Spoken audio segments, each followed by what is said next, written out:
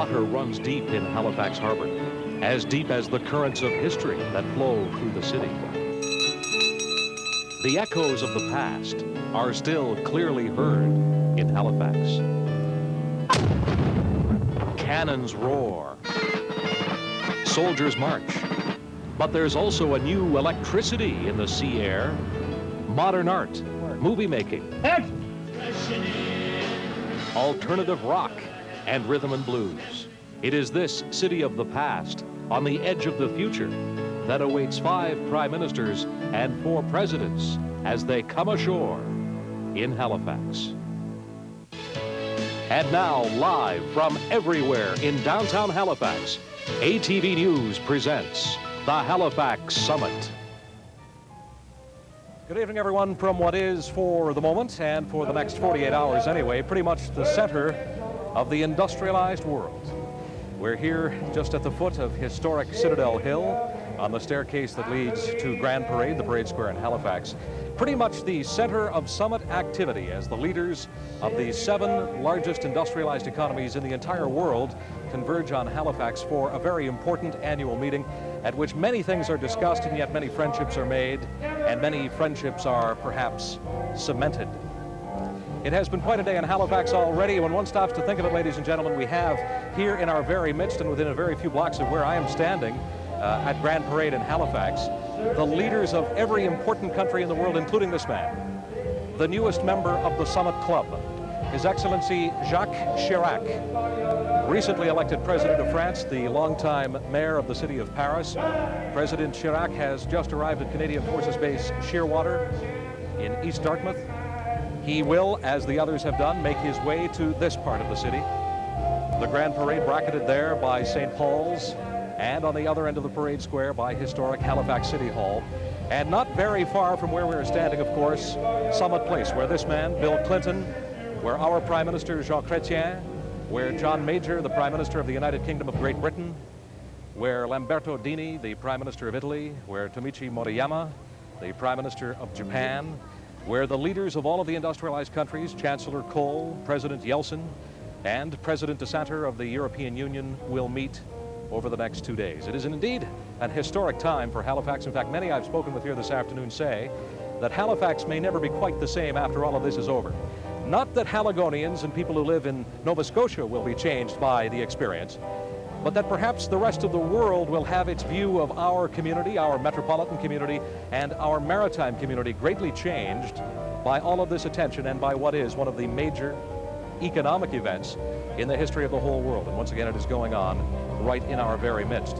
We should also point out that there are literally thousands of Haligonians, Nova Scotians, and many, many tourists who are visiting with us, and they're all within this 1 square kilometer area where we are standing here today. They've come from all over the world, from virtually every corner of the world, and many of them are taking an opportunity to experience that which we already know about the maritime provinces, our unique way of life. In fact, the city of Halifax, which is the host of this event, is taking the opportunity to ask the whole world to come and enjoy the way we live. Now, we have a huge team of ATV journalists and technicians standing by everywhere in downtown Halifax. I would like to give you just a quick orientation tour, if I might, about where we are. That top ATV logo is our location in Grand Parade. The second ATV logo you see between Barrington and Granville is the International Cafe. It is the hospitality center of this great summit event. It is where my colleagues Paul Meunier and Nancy Regan will be hosting this particular program tonight and programs for the next 2 nights. You also see Summit Place and the Maritime Museum of the Atlantic on Lower Water Street. Notice the red border that runs up Salter, down Hollis, down Bedford Row, and then around to the Maritime Museum. That is the red zone. Maybe the most secure place in the world right now. You require very special credentials to get in there because, of course, that is where the leaders will be meeting. Now, happily, you don't need any credentials of any kind to take a trip to the International Cafe and take a trip around the world. That's what Paul and Nancy are doing right now, guys. That's right, Stephen. It seems like a lot of the world is in Halifax right now. It is going to be one rockin' party here. No question about it. You know, unlike any other summit before, this is wide open to the public. Most of them are high security events. Not to say that there's not a lot of security here. There is. But there are a whole bunch of events that have been built around the summit in which organizers are asking people to come and take part. And that's exactly what we're seeing in downtown Halifax today. The streets are full. The International Cafe behind us has been busy all day long. It will continue to be busy throughout the night. And throughout our program tonight, we're going to take you around to some of the sites, really give you the best possible seat in the house for the various events that are happening. And we have some surprises for you too, some musical entertainment. We stumbled upon a fascinating photograph today that we will share with you a little bit later. We can't show it to them yet. We also have in just a few moments a preview of what the spouses will expect to see in the next couple of days. They're going to meet with some very serious maritime hospitality. As we take you for a tour, a brief tour of the entrance to the International Cafe, which has been built for this occasion. The word is that it will remain open for most of the summer in the city of Halifax, and it has been really kind of the heartbeat of some of the partying that's been going on. I hate using that word as a verb, but that's exactly what's happening down here. And right now, people of all ages are enjoying it as well. There are older people sitting inside, a lot of young kids as well. It's a happening place, and we'll bring you back here a little later. Yeah, it's going to be a lot of fun. You're going to see a lot of sights and sounds, the public summit that is underway here in Halifax. Let's go back to Steve.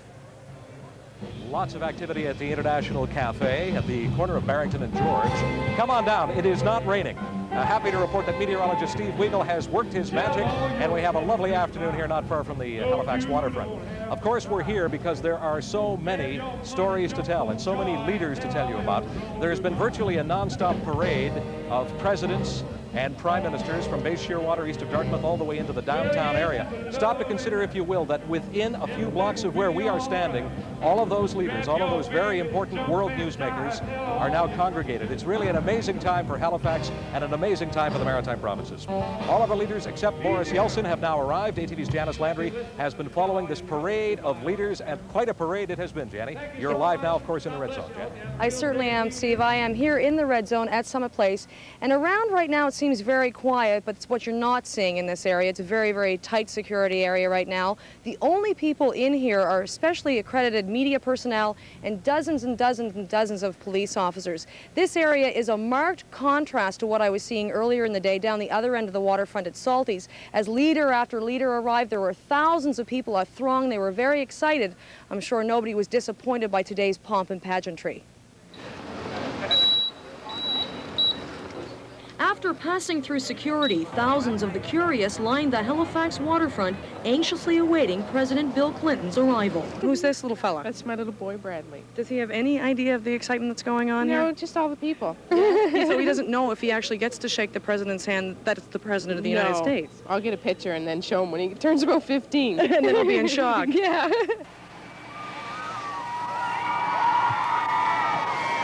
Air Force One touched down at CFB Shearwater. President Clinton and Mrs. Hillary Clinton were greeted by dignitaries, and the American national anthem was played in their honor.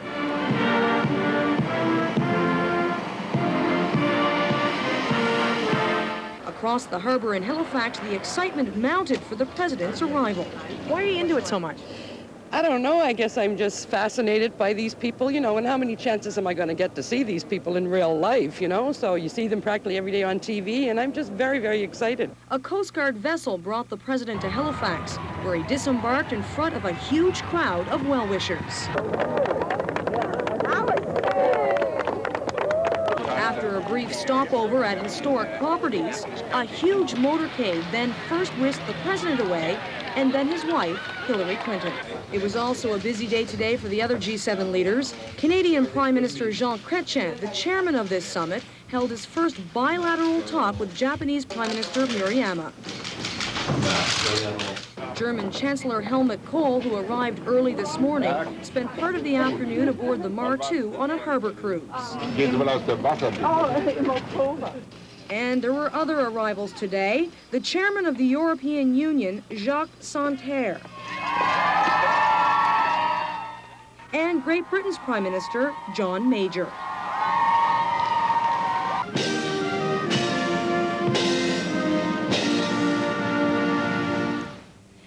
I can tell you guys, I've been reporting for many years, but I've never seen anything like it. The people were really excited today, too, because the leaders did stop and talk with a few people. They seem to be very relaxed here in Halifax. Also arriving later today, Italian Prime Minister Dini and French President Jacques Chirac. The leaders tonight will hold a working dinner at Government House. And as Steve said a little bit earlier, the last person to arrive is Boris Yeltsin, and I'm sure the people will come out again tomorrow to greet him.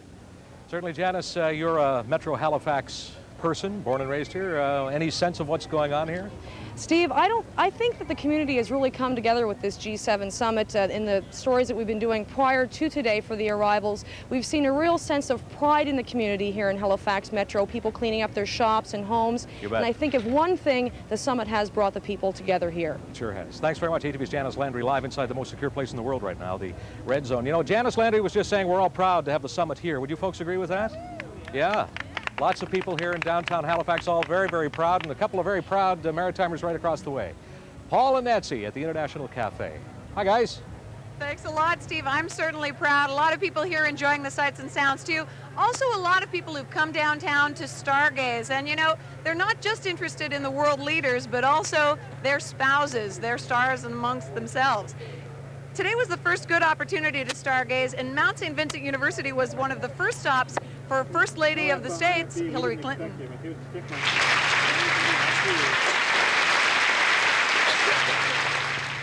Mrs. Clinton received the degree of Doctor of Humane Letters in recognition of her outstanding advocacy work, her legal career, and her success in integrating work, family, and community. In her address, Mrs. Clinton thanked the university and the people of Halifax. Your country and our world a better place. And understand its mission. Thank you for giving me this opportunity to be with you. I am pleased to be joined by our ambassador to your country, Ambassador Blanchard, and his wife. And I am pleased personally to be here in Halifax and in Nova Scotia and back again in Canada. Newly informed. Mrs. Clinton commended the university on its work and goals. She said investing in the lives and well-being of girls and women is, in many respects, the quickest route to economic and social progress. Use it many, many times. An exciting day for folks who took part in that event. And you know, the spouses of the heads of government will not be hidden away in the shadows while they're here in Halifax. While their very significant others are busy, locked away behind closed doors, working, they'll be treated to some incredible maritime hospitality. Here's a look at just some of what's in store for them. Nova Scotia's scenic South Shore will put out the welcome mat for the summit spouses tomorrow morning. First stop, St. John's Anglican Church in Lunenburg. This church is 242 years old, and Edison here has been ringing those bells for how many years? 26, I would say, since I first started. Isn't that great? Are you going to give the spouses a demonstration of how you do this tomorrow? Definitely. They would like that. Lunenburg has a rich history in shipbuilding and in fishing, so it's appropriate that the walking tour is going to include a stop here at the Fisheries Museum of the Atlantic. And there's going to be a couple of honest-to-goodness maritime fishermen to show the summit spouses how it's done. Are you looking forward to it? Yes, I am. What exactly are you going to tell them? Then we're going to explain out the way we fished in the early 30s and 40s, the way it was done, and explain out all the things that are in the dory, the way we use them and what they were used for. What exactly are you doing there? Overhauling trawl. You're getting it ready for baiting. And for some more maritime flavor, there's going to be a sprinkling of local craftspeople who are going to show their wares. Doris, tell us exactly what you're doing here. I'm hooking a rug for the floor. Are you going to be demonstrating to the spouses tomorrow how this is done? Yes, I'll show them how the hook works, a little tiny tool that makes a beautiful rug, and how the material is cut up into little strips. Very simple, old craft that's still very much alive today. Of course, the maritime hospitality wouldn't be complete without a sampling of Nova Scotia cuisine. The spousal tour will stop for lunch at this country inn in Chester. So the big question is, what's on the menu? And who better to ask than the chef? Well, and the chef couldn't tell you, and it is top secret. You've been given very specific orders not to tell anyone what's on the menu? Yes. They came in and they told us finally what it was, so then I had to put the orders in, and then they told, that's it. Nobody's supposed to know. I bet it's salmon. Oh, you bet it's salmon. I couldn't tell you if it's salmon. It may be. As you can see, they were giving me no information on the menu. A lot of secrets there. Sounds like a lot of fun. A lot of people on the South Shore certainly excited about the spouses' visit. Also, tomorrow night they'll be coming back to Halifax, and Madame Chrétien will be hosting a dinner at Government House. And then the spouses will be joining the world leaders at the Cirque du Soleil, another treat.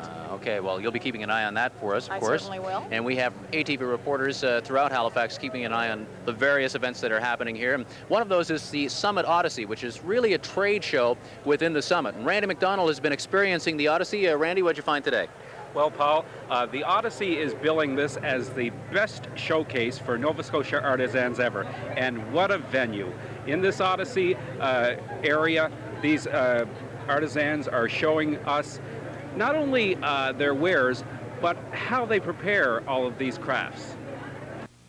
We start with a large block of wood like this, which is basswood. Some of these will take maybe 100 hours to complete with the carving and the detailing and the painting, but the time flies by. We've really got to put together something that's that we're really proud of. We've got a good representative sampling of just about all the mediums that we have.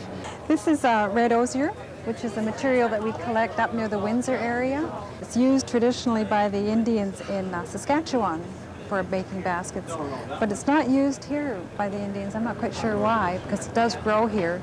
It's a juried craft market, so all the people that you see here are members of the Crafts Council. They've had their work juried.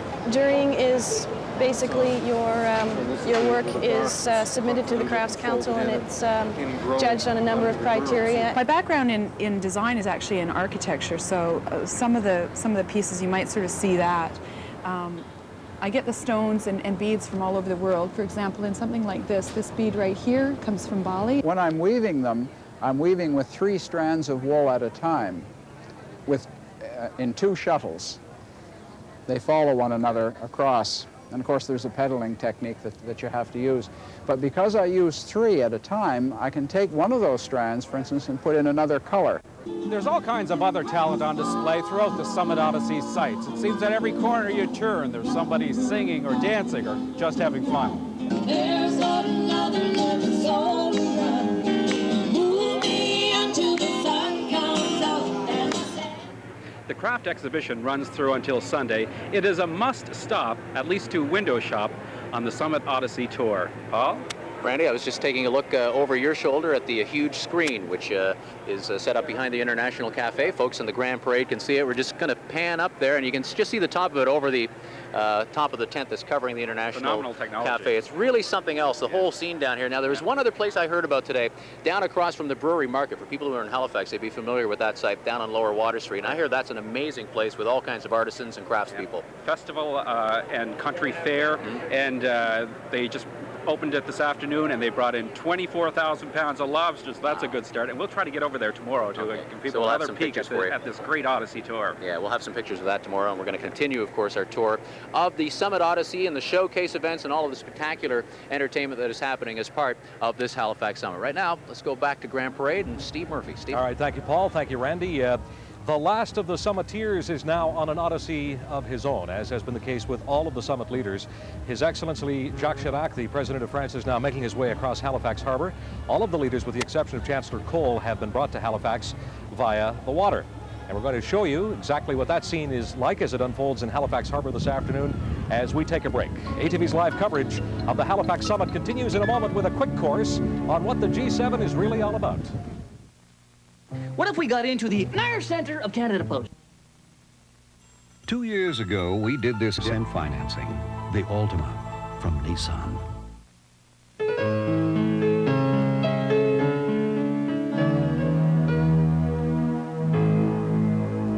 The Canadian Coast Guard ship William Alexander with a very important passenger this afternoon in the person of the President of France, Jacques Chirac, the last of the Summiteers to arrive here in Halifax. Well, by now we thought you might be wondering exactly what is this G7 summit. What do these G7 leaders do? And what, of course, is Canada's role in this whole G7 affair? Well, to that end, we've set ATV's Heather Proudfoot to find out, and here is part 1 of Summit 101.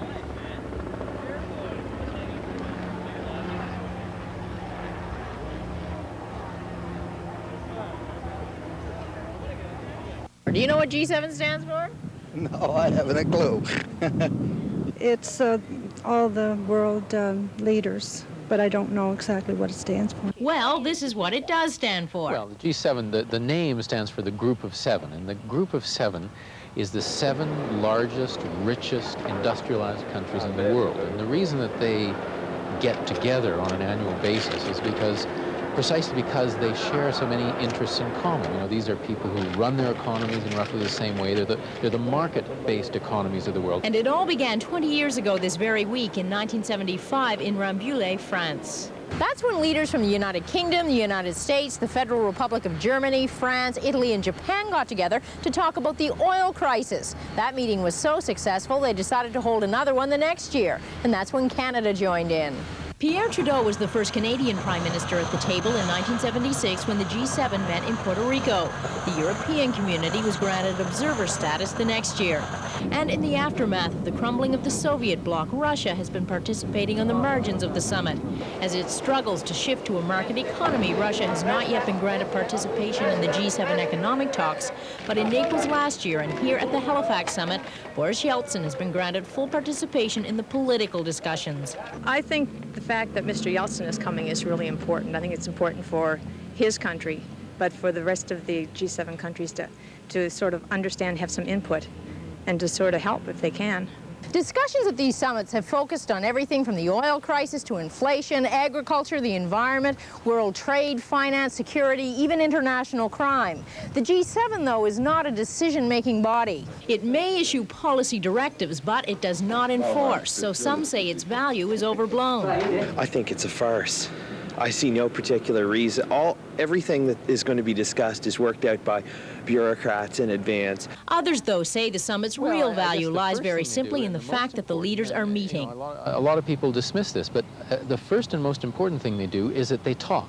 They get to understand each other better. The leaders have met here in Canada before. The last time was in Toronto in 1988. Canada has hosted the summit 3 times now and expects to again. The only dues one has to pay to belong to the G7 is hosting this event once every 7 years. In Halifax, Heather Proudfoot, ATV News. Thank you, Heather. Of course, ATV's Mike Duffy has covered many of these G7 economic meetings, and later on our special edition of the ATV Evening News, we'll be asking Duff whether this is really a triumph of style over substance. We'll be hearing from Mike Duffy in Duffy's Diary after 6 o'clock tonight. We're going to take a break, come back to continue our live coverage of the Halifax Summit from everywhere in downtown Halifax. But right now, John Alphonse and his showcase band at the International Cafe in downtown Halifax.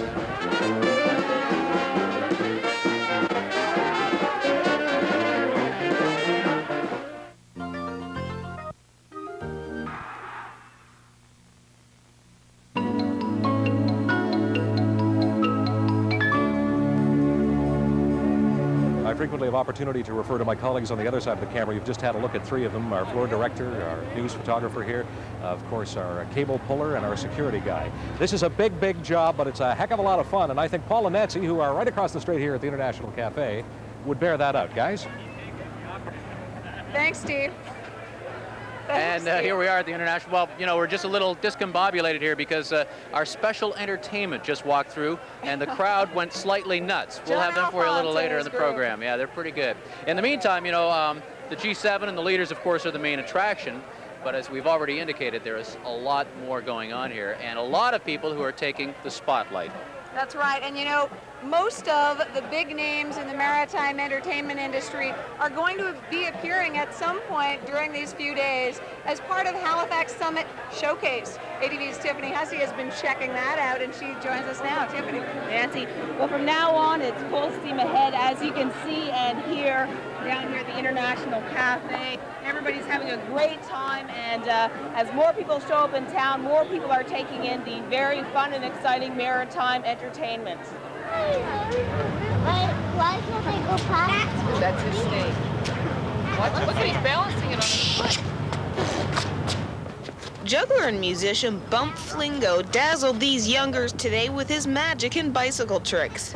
Even had me fooled for a minute. Today it's going to be the jump of doom from the top of the library right into a small Vaseline bottle. It's really quite astounding. You are joking. It's my profession, yes. It sounds like great fun. No, I'm sure the kids will love it. Yeah. You'd like to see someone stand on this hand? Yeah. And he brought your umbrella. Why'd you bring your umbrella? Because it will rain. Because it could rain. There was another interesting welcome to G7 delegates being created today by architecture students, symbolizing several Nova Scotia issues. Each of these side towers tell stories. Everything from the stories of Titanic and books, the story of Africville, nature stories, and Marconi and Graham Bell and their kites. And then here we have stories of mining in Cape Breton. We have ghost stories and coffins. We have a ceilidh. We have farming stories and postcards, and then the first transatlantic flights. So in fact, it's stories all from Nova Scotia and the Maritime. Today is the very first day of the G7 summit. Officially, that is, many delegates are arriving in Halifax for the first time today. We're here at Grand Parade, where just in a few minutes, the very popular Rose Vaughan Trio will begin its act.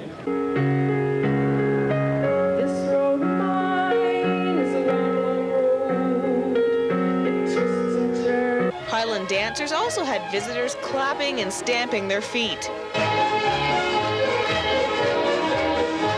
I think it's great. I think Halifax is really showing its colors and making itself international, showing itself very proudly. It's kind of like strolling around down here. It's a lot more exciting than Halifax has been for a long time, and it's just sort of neat to see all these people here. How many people are you expecting? Well, I'd say we're going to hit 10 to 20,000 people tonight.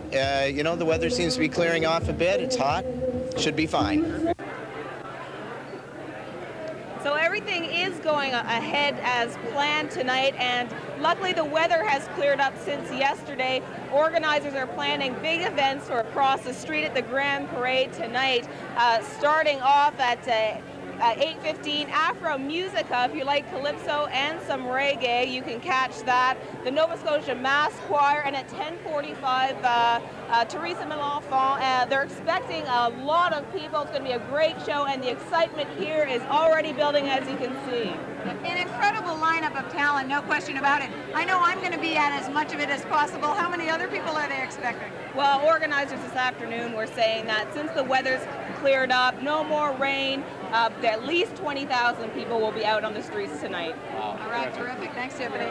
No doubt a celebratory atmosphere down here at International Cafe. Just one milestone to tell you about. Speaking of celebrations, we want to say hello to Grace and Reggie Jones. They're from Dipper Harbor. They're celebrating their 50th anniversary. Hello to them from all their children, family, and friends, and of course to anybody else out there celebrating a milestone this day. All the best from all of us here at ATV News. Lots of celebrating and excitement down here right now. We're going to take you back live to Steve Murphy at the Grand Parade. Steve. All right, Nats, thanks very much. What an entertainment spectacular we have going on here in Halifax. And you know, it's also a major media event, one of the biggest media events in the world. There are only 9 leaders here, but there are thousands of reporters and photographers covering their every move. ATV's Jonathan Kay is standing by, not far from here, in fact just a little west of here, in the International Media Center, I guess at the center ring of what some have called a media circus, Jonathan. Well, where all those thousands of reporters are, in fact. And there's a much different feeling here tonight than there was last night. We take a look in here. This is the BBC getting set for their evening newscast tonight, which is coming up in just a few minutes' time, actually. And it's time for the morning news in Japan. Over here at the Master Control Center for the host broadcaster, we can just take a little look inside. Sorry about that. This is where all of the feeds are being coordinated. For our coverage, it's being sent out to all of the television stations here in the media center. Bill Strain, the man who's coordinating all of the feeds here, coordinated CTV's coverage of the last 2 Olympic Games. That gives you an idea of how big a deal this summit is media-wise.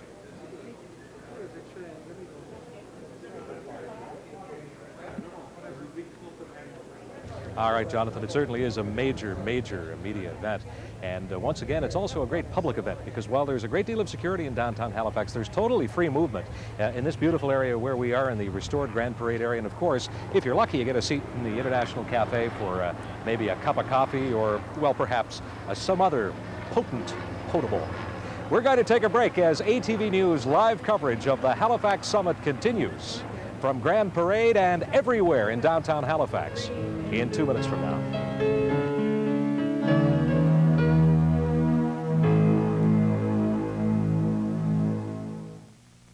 What makes a Dairy Queen frozen Father's Day cake so special? Because it begins with something dads love. Delicious Dairy Queen chocolate and vanilla soft serve. Then there's a layer of chocolate fudge and chocolate crunch. But the icing nearest you.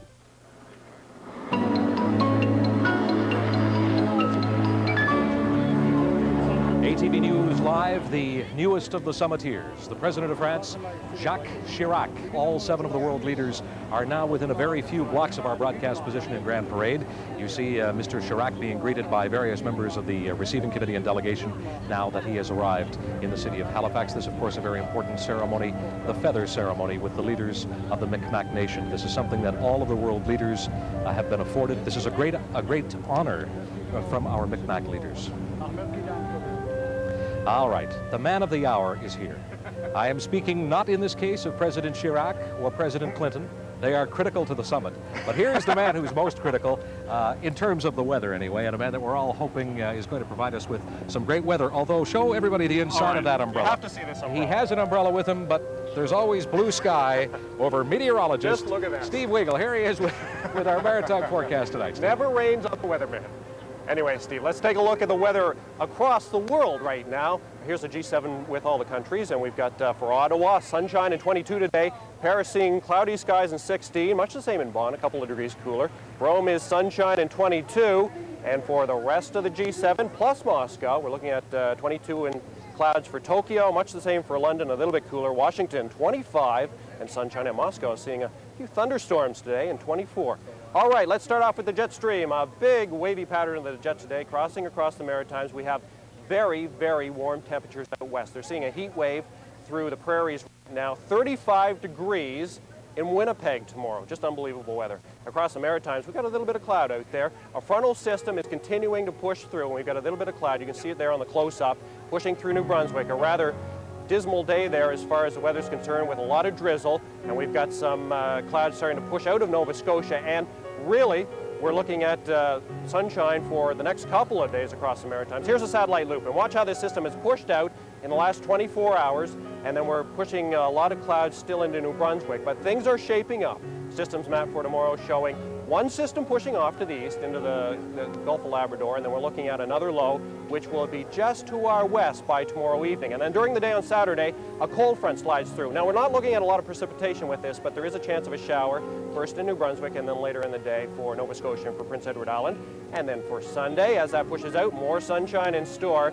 Could be our best day of the weekend, in fact, with mainly sunny skies, and that ridge of high pressure just to our south will sit there as we head into the new week, too. Okay, let's take a look at the forecast overnight then. Generally cloudy through Nova Scotia and through Prince Edward Island. We're going to see a clearing trend through New Brunswick as that system begins to push out. Cool up north, pulling at 6 degrees for Campbellton, 6 degrees for the beautiful Acadian Peninsula overnight, and a nice mild 8 degrees for St. John and all of Nova Scotia. Chance of showers out there. If you're headed downtown, bring an umbrella with you. And then tomorrow, could see a little bit of cloud through Nova Scotia and through Prince Edward Island early in the morning, and then that cloud pushes out, looking at sunshine. Look at the temperatures, 24 in Fredericton tomorrow, a little bit cooler through both Charlottetown and through Sydney, with light northwest winds at about 20 to 30 kilometers an hour, but a beautiful day, lots of sunshine in store. And the outlook, even nicer. A little bit of cloud Saturday, could see a chance of a shower, 22, 23 on Sunday, could see 25 through Fredericton and the inland areas of New Brunswick, and then more sunshine for Monday. Looks very beautiful indeed the next couple of days, and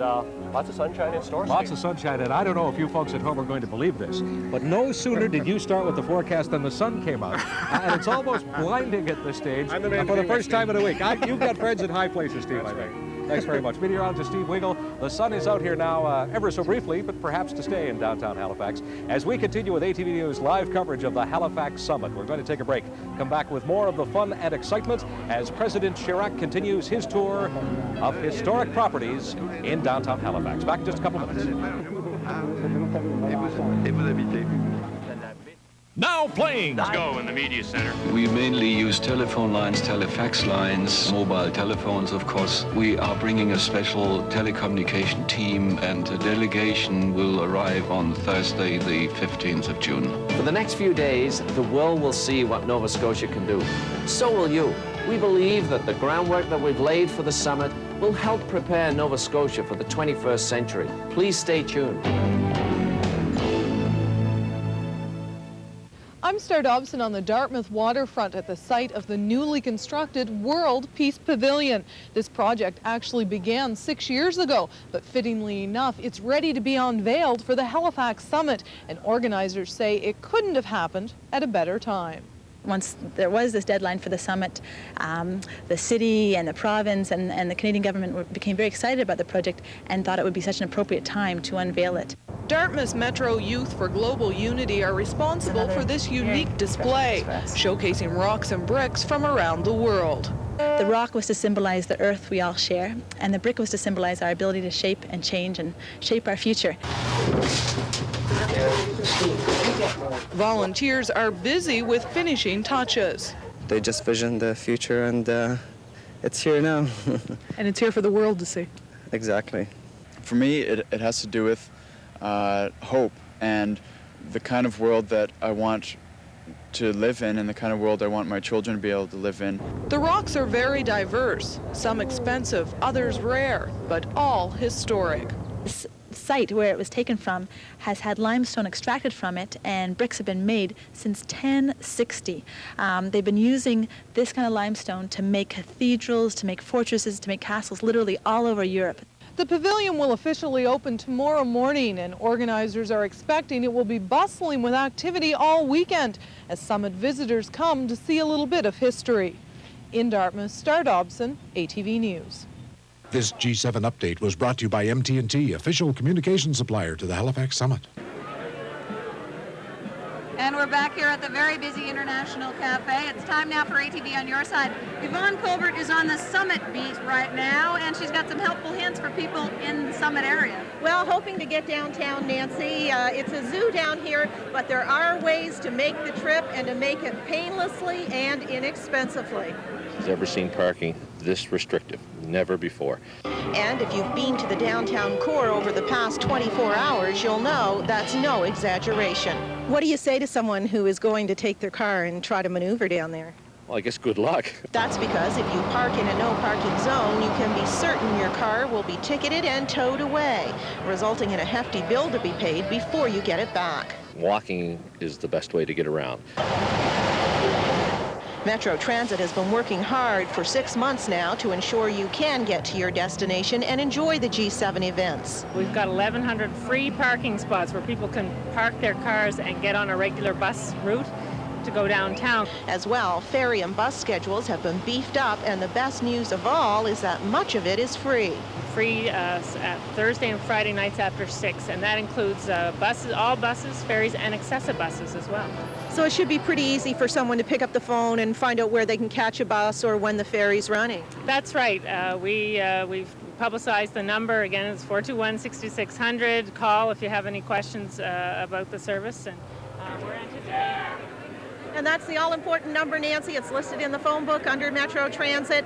Obviously, there are going to be a few delays, but they've got extra buses, extra operators waiting to answer your questions. So give them a call. They'll be able to help you out. And best of all, after 6 tonight and after 6 tomorrow night, it's free. And it's free all day Saturday, all day Sunday if you want to take the bus, the ferry, or Accessa bus. I bet more than a few people will be glad you gave them this information. Terrific. Well, you know, it's great down here. It's something that everybody should experience. So if you can get down, please do. You'll enjoy it. Here, here. Yvonne Colbert is on your side. If you think you have a problem she might be able to help you sort out, here's how to contact her. You can give us a call. The area code is 902. The number is 493-3404. You can leave a brief message on the machine, or you can write Post Office Box 1653, Halifax, Nova Scotia. Postal code is B3J2Z4. As usual, good work, Yvonne. Thank you. Thanks. Now here's Paul Meunier. All right, thank you, Nancy and Yvonne, and don't go away. We're going to take a quick break, but you do have the best seat for the summit right here on ATV. Still to come, live entertainment, more sights and sounds, and news from around the region. We'll be back in just a moment.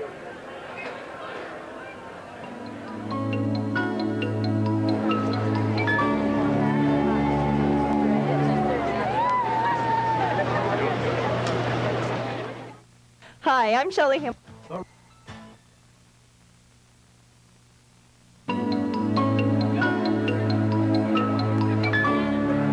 Hi, everybody. Welcome back to the International Cafe. We're kind of jostling around each other here as we talk to some of the people who are enjoying the early evening, late afternoon of downtown Halifax. Sun is finally shining outside, and it's just a glorious late afternoon heading into what should be a very interesting evening. We're going to take a look at the nightlife in just a moment, but we told you a little bit earlier in the program that we happened upon a real find, a very interesting photo. And Nancy, you've got it somewhere in your files. We've hidden it away.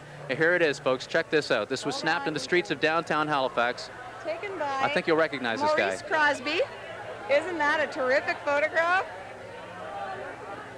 President Clinton from the U.S., of course. Everybody knows that face. Obviously making an interesting face at a little girl on the streets of Halifax, having fun, being congenial, and I'm sure a lot of people were really appreciating that friendliness and warm atmosphere. Now, the gentleman who took that photograph, it's right over here. Let's go talk to him. Maurice Crosby of Nova Scotia Images is actually one of the sponsors of the summit. Right. This is very exciting for you. Sponsor in Canada. The first sponsor. Right. Congratulations. My company is Nova Scotia Images. I want to know how you got this photo. How close were you to President Clinton when you got this? 4 feet. Just about 4 feet away? Right, yes. He left the car, the limousine. Hillary got in, he walked around, and the crowd was all cheering. So he came over and started shaking hands. There was a little girl standing alongside of me. He was trying to get her to smile, and he picked her up, and she was a little frightened. So he started to make funny faces, you know, and that's what that is. So did it work? Did she lighten up? Yes, finally. Yes, yeah, she had a great time. Yeah. Were you surprised at the access you had and the fact that you were able to get so close? Well, you know, sometimes a private citizen does much better than the press photographer because they had to stay in a group, whereas I could wander around and just do anything I wanted to. And I have a brother-in-law who's on the Prime Minister's staff as a bodyguard, and everybody knows his name, so I throw that around every once in a while. Hey, what's his name? Tell me afterwards, okay? I want to know that too. Right. You think you'll get some big bucks for that photograph? Oh, I just did it for my own enjoyment. Okay. Right. We're not going to see it published in any tabloids or anything. No, not at all. No. You can just imagine the headline that might go with it. Oh, I imagine. All right, terrific. Maurice Crosby, thank you very much. You're quite welcome. Thank you. Terrific shot there, Nancy, by Maurice. Eh? We thank him, of course, for sharing that with us, and I'm sure there are a lot of other people who are checking out the scenes of downtown Halifax and getting some terrific shots. We saw a scrum, I believe, with the French outside of the Delta Barrington when we were on our way down to our site here today. I mean, there are all kinds of wonderful photo opportunities, some of them unexpected, and of course, because the itinerary and the agenda isn't all that well known to the general public, I mean, even some of the reporters are scrambling to keep on top of the minute-by-minute events. I mean, you just never know what you're going to see, and that's what's so exciting about this event. Which is what makes it so electric down here. The atmosphere is just charged with electricity. And you know, most nights in downtown Halifax, there is a pretty good party atmosphere, but with the summit, even more so. That's right. It's definitely been magnified, as you can see by what's happening here at the International Cafe. Now, last night, a little bit rainy. It rained continuously through the night, in fact, and that put a damper on some of the activities early in the evening. But for those nocturnal beasts, the Nighthawks, if you stuck with it long enough, you'd find that a lot of the downtown bars and eateries were full to the rafters. And we checked out a couple of events. One that was exclusively for the media, the international media and the domestic media, put on by Nortel in the province of Nova Scotia. And then we visited this spot, the International Cafe, a little bit later in the evening. So now we want to share with you some of the sights and sounds of the people having a good time in downtown Halifax. Here it is.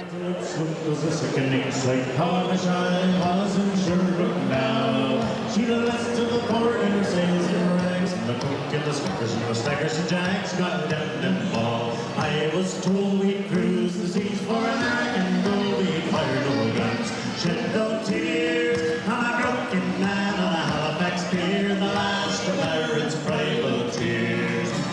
Now please don't bury me down in the cold, cold ground. No another heaven cut me up and pass me on round. I'll tell the rain and the hurricane and the blind can have my eyes, and the dead can take both of my ears if they don't mind the side. Please don't bury me down in the cold, cold ground. Talk about you and me, the kings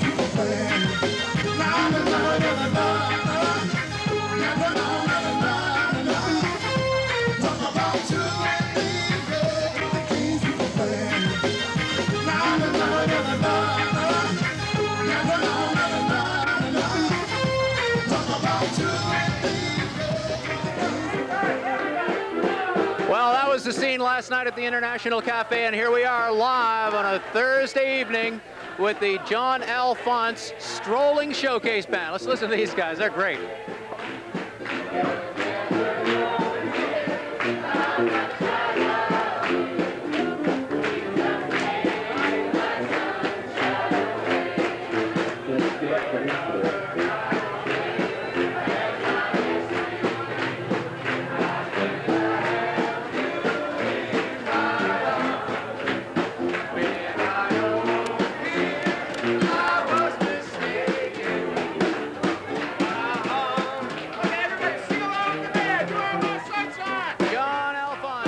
Showcase Strolling Band. They've been walking up and down Barrington Street and through the International Cafe, and as you can see, an appreciative audience here.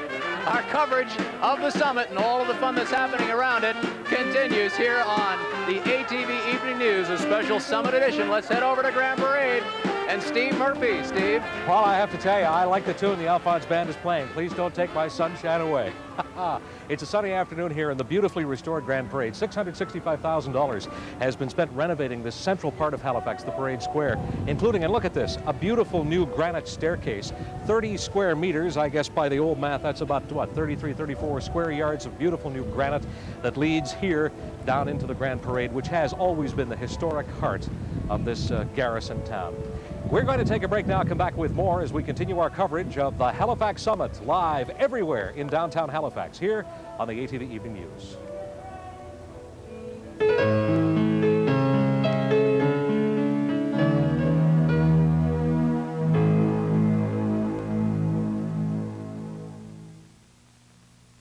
There's a new twist to one of the world's oldest professions, influence peddling. Mackie Wheatley's in, and now at 388 Rothsay Avenue in St. John.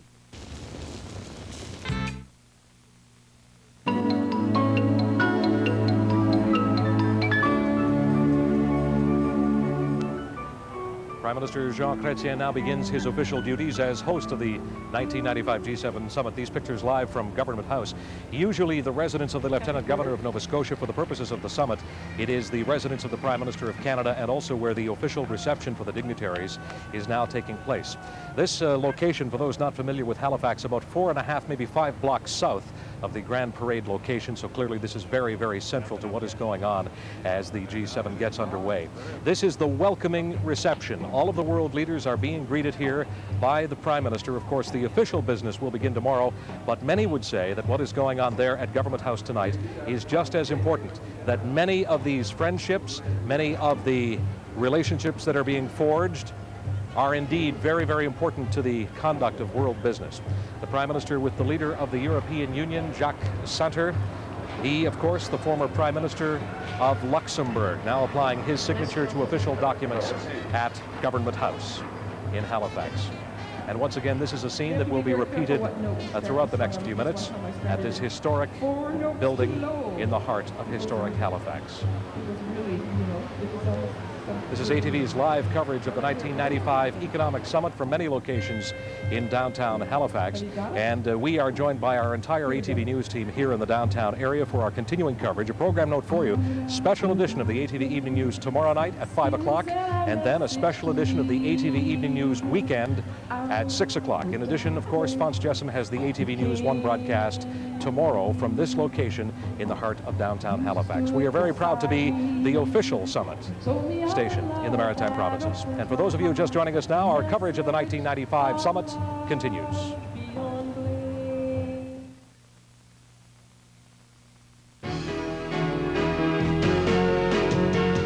Now, from the #1 news team in Atlantic Canada, the ATV Evening News.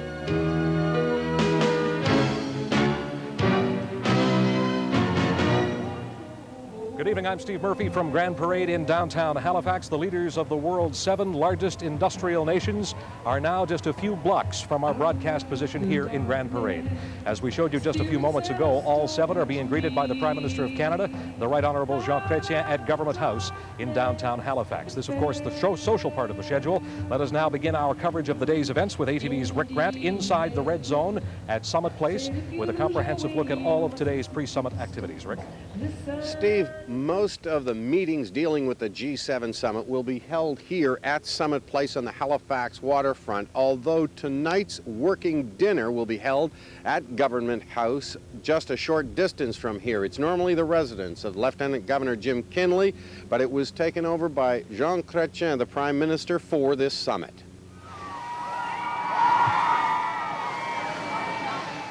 Days of soggy weather finally seemed to break with the arrival at noon today of U.S. President Bill Clinton. Clinton put the G7 within reach of Metro residents as he strolled over to the crowds. Only the official greeting party was present at 1 this morning when German Chancellor Helmut Kohl arrived at Shearwater. Around mid-afternoon today, British Prime Minister John Major arrived.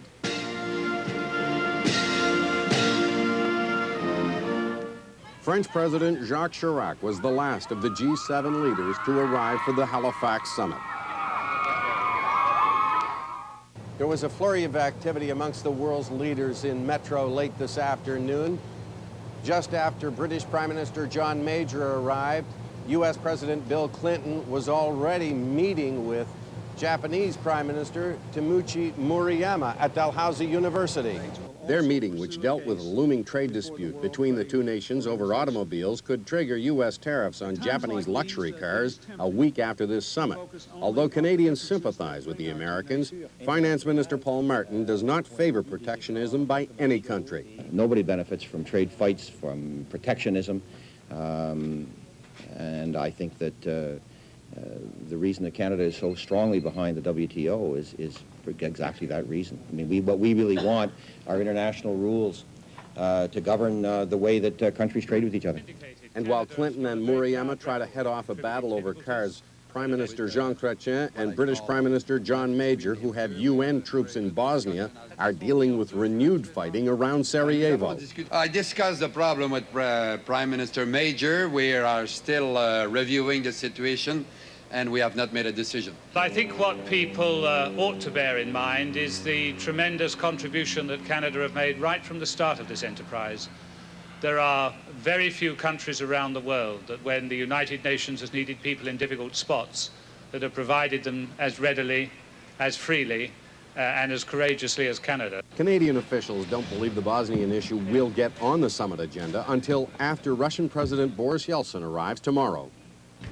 Although the participants in the G7 are determined to make certain that the economic issues like reform of the International Monetary Fund and World Bank will not move off the agenda. Some other events, such as the crisis in Bosnia, as well as the trade issue between the United States and Japan, seem to be overtaking events. Steve? Yes, Rick, and certainly the latest rhetoric from Bill Clinton seems to indicate that the Americans are dug in here. There's not a lot of room for movement on their side, it would seem, in the trade dispute with Japan. There is some sympathy from the other nations, but apparently the other participants in the G7 want the World Trade Organization to be used to sort out this problem and not the Halifax summit. All right, thanks very much, Rick. ATV's Rick Grant inside the red zone at Summit Place, where most of the important meetings of the heads of government are to be held. Well, the leader of Canada's Native people led a protest march through downtown Halifax to that same red zone today. Ovid Mercredi saying that his people are being neglected and ignored by 4 of the participating G7 nations. ATV's Star Dobson standing by live downtown Halifax with that story for us tonight. Star? Well, Steve, about 150 protesters took to these streets this afternoon to express their frustration with the government's treatment of natives. And it wasn't without confrontation. Take a look at this. This is the red zone right here. This is as far as you're able to go. My name is Sergeant Bishop. I'm with the RCMP. You can't go beyond this area. Is the red zone for red people like me? The red zone is a designated secure area. Are you protecting us from them? Because they're the ones who have done damage to the people that I represent. The red zone should be for the Red Indians. You see, I'm a Red Indian. So that I should be allowed in my own zone, right? Chief Ovid Mercredi finally backed away from security, but not without regret. What that identifies is historically how Canada's treated us. That when it comes to the First Nations, we are never a priority. Participants say they're not only targeting Canada, but the other G7 nations as well. They should be listening to the First Nations people. the landlords of this land. Do you feel you should be included in the G7 summit? Yes, we should be included. The government that is hosting needs to look at their own backyard. Has support been positive? I would say it has. We have been the victims of centuries of our treaties being dishonored. Now, Steve, protesters say they're not stopping their fight at this point. They plan on continuing until the government does listen to them. They say they feel they're getting closer to that, especially after today with this international spotlight on them. Certainly, Star, there were a lot of international reporters there for the native demonstration. Are you expecting a lot of international coverage of this effort today? Definitely, Steve, a lot of cameras there. I'd say anywhere from 10 to 12 cameras on the spot, and many of them from outside of Canada. All right, thanks very much, Star. ATV Star Dobson live at the International Cafe. A lot of cameras in downtown Halifax, and standing in front of many of them is a man who needs no introduction but deserves one, my colleague Mike Duffy. How many of these have you covered? This is 6 of these out of 21. So, see, I'm just a young guy. But the International Monetary Fund meets every year, and for a while there, about 15 years, I never missed any one of them. And so it's a similar kind of deal. You are also a master at sorting the facts from the fiction of events. True or false? These G7 meetings essentially accomplish or solve nothing. They're strictly style over substance. When was the last time you took a plane trip? Last month or two?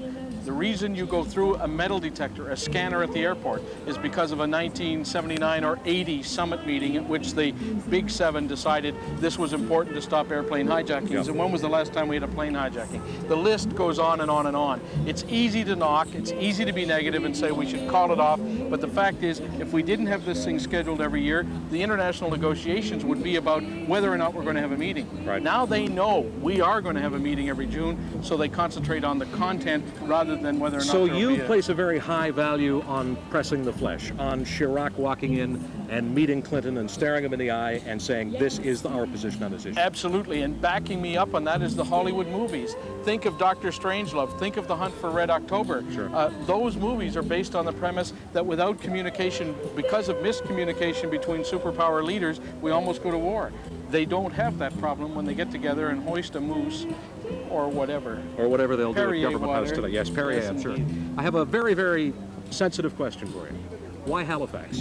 Why did Jean Chrétien choose to have this summit in the 14th largest city in Canada instead of Vancouver? Well, not that we're not happy that he did, mind you, but why did he do it? Well, it's really about this region. He knows, one, having been a maritime MP briefly, Sure. that we are the greatest people in the world, and two, he also wanted to say thank you to Atlantic Canada for sending all but one Liberal members back to the House of Commons. So well, I'll buy that. I think we're paying him back with maritime hospitality, and Sure. those boo birds who say we're like Akron, Ohio, give me a break, have a look at this, it's fantastic, and those in the Washington Post who say we're a poor region of the country. How do you measure poverty? We'll be talking to you again tomorrow night. Mike Duffy, thanks very much. My pleasure, Murph. Duffy's Diary here and only here on your ATV Evening News, our special coverage of the Halifax Summit. Well, as you've heard Mike say, the security is very, very tight. In fact, it's airtight here in the Halifax metropolitan area. Metal detectors are just one small part of it. There are literally thousands of uniformed and plainclothes police officers all over metropolitan Halifax. And in fact, there are not only police officers on the ground and in the air, but even on the rooftops. ATV's Fonz Jessam is inside the red zone. He's our security specialist for the summit.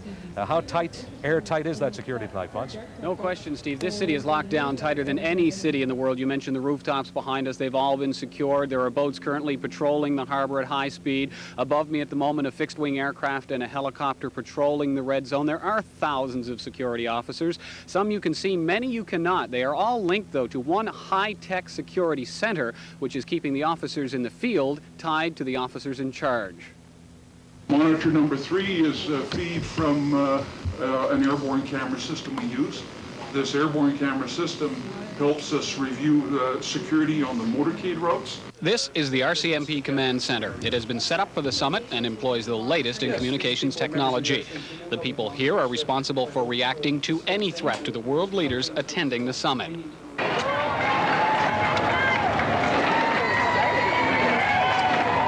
The need for this technology became clear earlier today when U.S. President Bill Clinton broke from his planned schedule to greet maritimers gathered in downtown Halifax. With the president exposed, officers kept a constant watch back at headquarters. The monitoring continues in all buildings to be used for the leaders. There are video cameras, alarm systems, and constant voice communication, all geared at ensuring fast reaction in a time of crisis. The member who would be in charge of that particular location would immediately relay any problem that might be happening or an occurrence back to the command center, and the command center then would take some definitive action. If an incident were to occur along the perimeter of the red zone, outside the video-monitored areas, the responsibility falls to one of the hundreds of guards patrolling these areas. Those guards are also in contact with the command center, and the RCMP say they are confident a response team could be here within seconds. Part of the quick response involves a highly trained RCMP tactical unit in place and ready to react to any crisis. That tactical unit is made up of officers brought to Halifax from all over Canada. They are considered to be the firefighters at this summit. They will not be taking part in any routine security measures. They stay in one location, and officials here say they hope they are simply here as a formality. Steve? Yeah, let's hope so. Fonz, you mentioned at the top of your story tonight that you are in what is probably the most secure place on the planet tonight in terms of security. That must be an eerie feeling, I would think. It's a strange feeling, Steve, because it is the most secure place for a very good reason. It is also an area that would be considered a prime target for many terrorist organizations, and you have to consider that as well. All right, thanks very much. We'll see you tomorrow on News 1. ATV's Fonz Jessom in the red zone here in Summit City. All right, it's time now to go across the street. My colleagues Paul Meunier, Nancy Regan standing by at the International Cafe with more of our live coverage tonight. How you doing over there, guys? We're having a great time. We've found the food, and there is plenty of that here at the International Cafe. We're tempted to take a dive over the counter, but we'll try to restrain ourselves for the time being because we have some more interesting stuff to show you. That's right. You know, one of the most recognizable faces here at the summit is that of the First Lady of the United States. And Hillary Clinton was honored today by Mount St. Vincent University.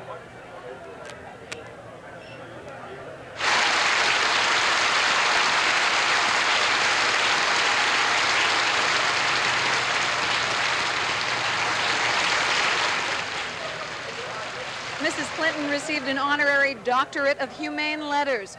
She commended the university on its work and its goals. She also said that investing in the lives and well-being of children and women and children and girls in particular is in many respects the quickest route to economic and social progress. Interesting point. And of course that has been a recurrent theme with Mrs. Clinton, certainly a very high-profile First Lady from the United States, and I'm sure a lot of people were very impressed to see her at Mount St. Vincent. And of course you are following the wives of the various leaders as they take part in a number of events that have been planned for them. They have a terrific day in store for them tomorrow, and we will be there and we'll bring you the pictures. And of course with all of these people in Halifax, the focus of the world is really on the city and on the Maritimes for that matter.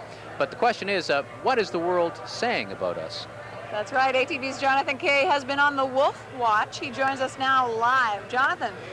We're here in the International Media Center watching some Japanese television reporters do exactly what we're doing, broadcasting live into their show, except instead of supper time, it's first thing in the morning there. When we were out around Halifax today, we weren't really expecting to get close to anyone. We figured they'd be encircled with security and television cameras from television stations all over the world. But if our experience today is any indication, people in downtown Halifax have a good chance of getting an up-close look at some of the participants in this summit.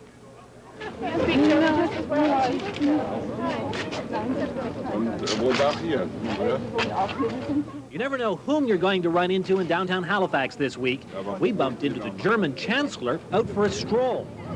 And the world leaders aren't the only celebrities in town. Didn't describe it in terms of the numbers of leaders or the importance of the countries. It's a news event that's going to bring Wolf Blitzer here.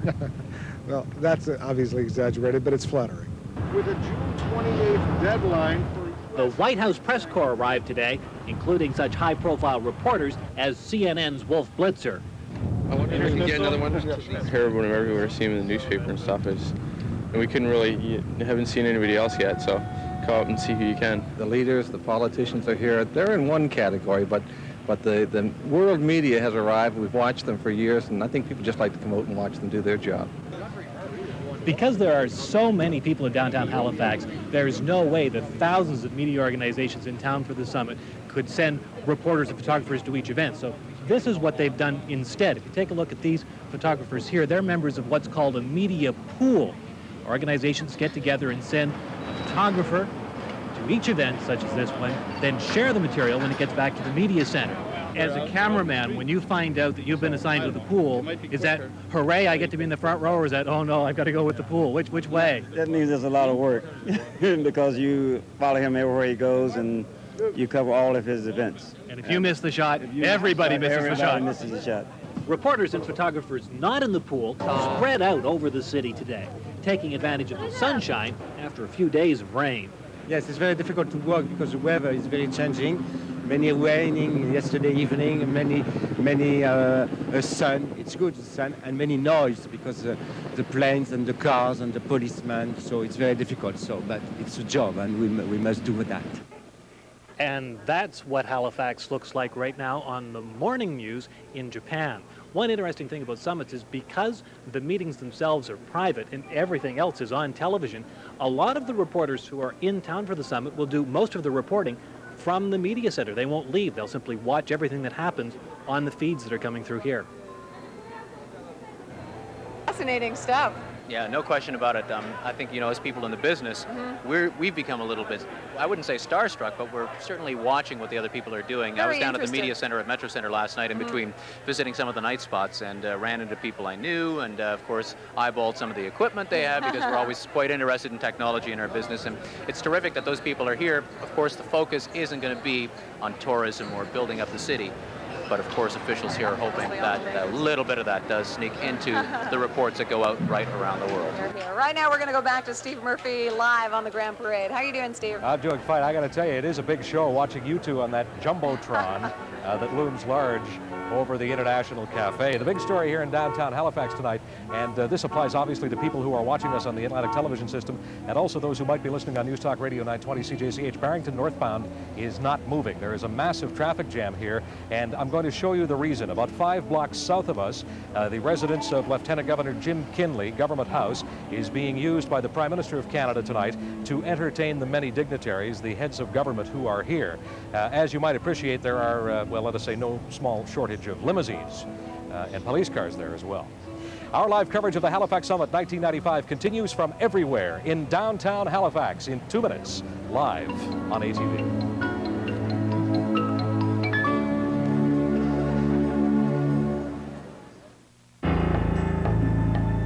Cell sites for the summit now and for you in the future. As you know, this is summit number 21. We've had summits where a lot of very important things had to be decided, but we shall be in touch with Bonn around the clock. Fiber optic cable transmits so quickly, there's virtually no signal delay. Fiber optics are all in place. I will report mainly about the political and economic announcements and what kind of place Halifax is. I'm in charge of the cabinet, so I will follow Prime Minister Murayama. We will gather news and information during the day. Then, because of the time difference, we will broadcast back to Japan 3 or 4 times every evening. Satellite dishes transmit at the speed of light, or roughly 186,000 miles per second. Satellites are up and receiving.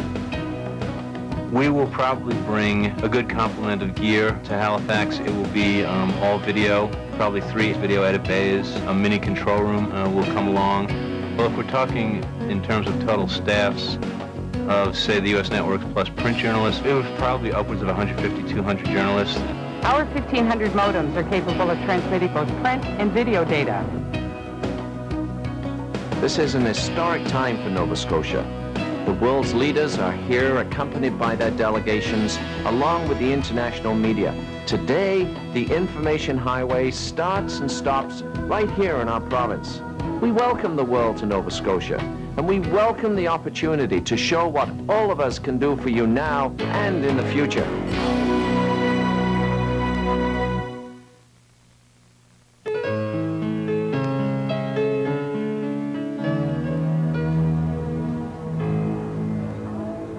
leaders of the world's 7 most powerful industrialized nations inside Government House on Barrington Street in Halifax tonight, presumably sipping the cocktails before what is billed by the itinerary as a working dinner. Of course, the official meetings begin tomorrow. Other news in these maritime provinces tonight. There was a near tragedy on a highway in western New Brunswick this morning. A bus full of Halifax junior high school students went into a ditch and flipped over. It happened in Pokiok, just west of Fredericton. Miraculously, nobody was killed or even seriously hurt. ATV's Laverne Stewart standing by live in Fredericton with the latest details on this story of tragedy averted tonight. Laverne? Steve, they were returning from a school trip to Quebec City when the accident took place around 4:30 this morning. Some of the students and teachers were thrown from the bus they were traveling in after the driver fell asleep at the wheel. When the bus turned over and I fell right through the window and that was it. And it just went so quick and I knocked myself out, so I didn't really understand anything from then on. They were flipped on their sides, some thrown through bus windows as the driver of the bus fell asleep at the wheel. We're extremely lucky. It could have been a very serious accident. It was a serious accident, but it could have been very serious injury. Upon arrival on the scene, we've discovered that the driver of the bus lost control of his bus, and as you can see, it's ended up on its right-hand side in the ditch. You must be very thankful that nobody was seriously injured or killed. It's an absolute miracle, a miracle that nobody... It was to listen to my son, him telling us what happened. It was obviously a miracle that they came out of it. Her son has been admitted with a dislocated hip. One teacher is staying on with a few broken bones. Did you have a chance to talk to your parents, Ben? Yeah. What'd they say? They said that they didn't want me going on the bus home. They're pretty mad. Will they be nervous to travel back home? Some are nervous already. We're going to get together. We're going to talk about it. 19 students opted to fly home. You don't want to get back on the bus after that? No, thanks. 23 people will take this bus back to Halifax. It will be a long trip back after what they've been through over the past 14 hours. And I don't think we'll be returning very soon. And Steve, that bus should arrive in Halifax at Cornwallis Junior High around 9:30 tonight. All right. Thanks very much, Laverne. Truly Okay. harrowing story with a happy ending, or at least reasonably happy. Other news in the Maritimes today. A boy from Halifax lost his left hand today when a homemade bomb accidentally blew up. The 15-year-old was rushed to hospital from his home in Spryfield. He has burns and boy's other transported injuries. to the hospital. The injuries that he has is not life-threatening. What they're doing now is gathering evidence to try to put the investigation together to find out exactly what happened. The injured boy also has burns to his face and shrapnel wounds in his leg. Halifax City Police are investigating. The president of the Cape Breton Development Corporation is stepping down. Ernie Boutlier made it official today, says the time is right for him to resign. Didn't say what the future might hold for him. The company's vice president of finance, Merrill Buchanan, will take over on an interim basis. DevCo is currently in a legal battle with the Nova Scotia Power Corporation over the price of DevCo coal. And of course, the big story in the Maritimes tonight is what's going on within a 1 square kilometer area of where we are in Grand Parade in downtown Halifax. The leaders of the 7 industrialized superpowers are meeting just a few blocks from here. And we return you now to a live picture of Government House as we take a break on our ATV News live coverage of the Halifax Summit. Back in just a moment.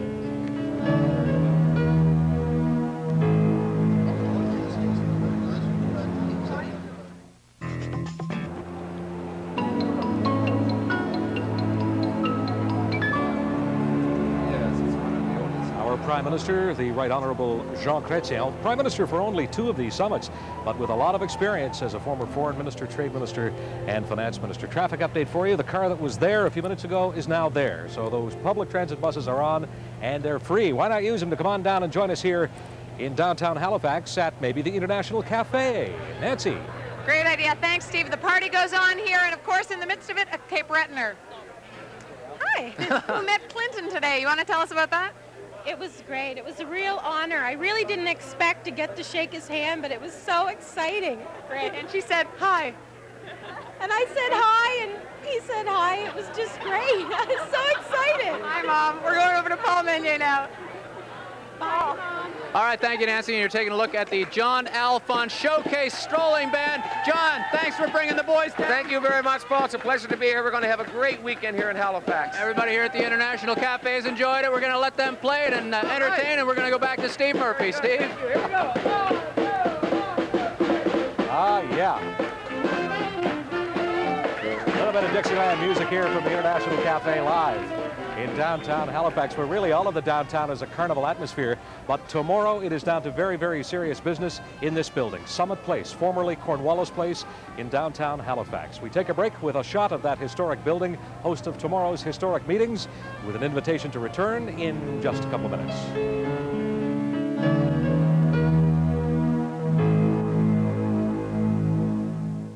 Cape Breton Island.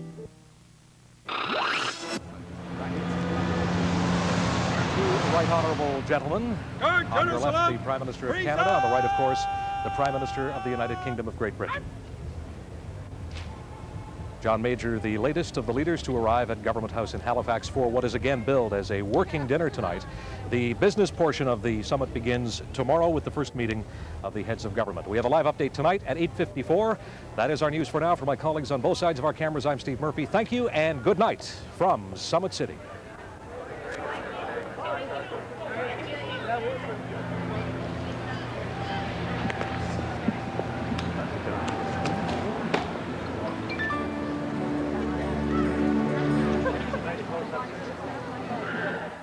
Journey to the other side on the next Star Trek